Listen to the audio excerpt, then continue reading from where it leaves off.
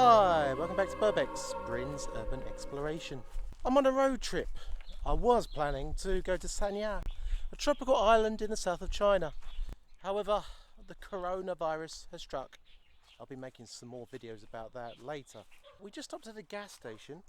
I took the dog for a walk and we discovered a cemetery. So I thought I'll show you around that quickly. Let's go. Well, if you check out the playlist, which you can see in the top right hand corner, you'll know that I've explored a lot of cemeteries in China, and it's usually just like I walk in a random direction and then I find some. Now normally you can find them by like you see the tombstones sticking out, but unusually in this place I seem to have found some tombs which have been uncovered, and this gives us a really good idea of the structure of what's underneath these tombs. At first I thought these were kilns, maybe for like burning trash or maybe even cremating bodies, but now I'm pretty convinced that these are tombs which have been kind of ripped up, left uncovered. Let's take a look inside.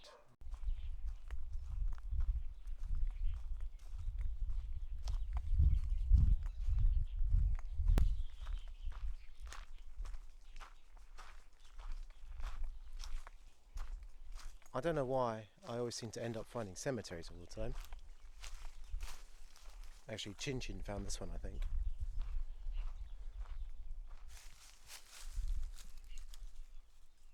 You can see it's the setup as we've seen in a lot of different places. You can see here are the names on here. These are like the ancestors. And if you look at this one here, it says Tu Di Zhi Shen, and that actually means that this person wasn't from this place, but rather they were brought here and buried here. So this is like a little piece of earth from this dead person's birthplace. Again, you can see that this is actually the Tudi. It's strange, there's these structures in the ground, and you often see these around cemeteries in China. You can see it's like a big pit almost. Just walking around here, we've already found a few different tombstones, but I think what's most interesting here is these kind of dips in the ground, these little holes in the ground. And if you look down here, there's actually another one. If we look at this one, it looks like this was the front of the tomb, because you can see there's kind of a stand, and here you can see there's this big hole in the ground, kind of this big hollow, and all of the burial urns would have been put into here. So you might have had a whole family of ancestors and all of their remains would have been put in here. And you can see like there's a fallen tombstone over there. If we look around this area, we can actually see quite a few tombstones. Qinka is going crazy, she loves it here.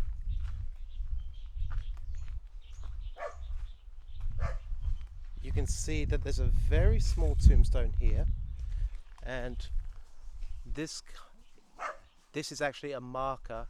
This shows where the soil from somebody's hometown has been put, because when you die you need the soil from your hometown to be left there. And you can see that there's a very, very old tombstone here covered in moss. That might be actually like the lid for one. These dogs are a bit over zealous. But here there's a much newer one. Oh, and you can see just there,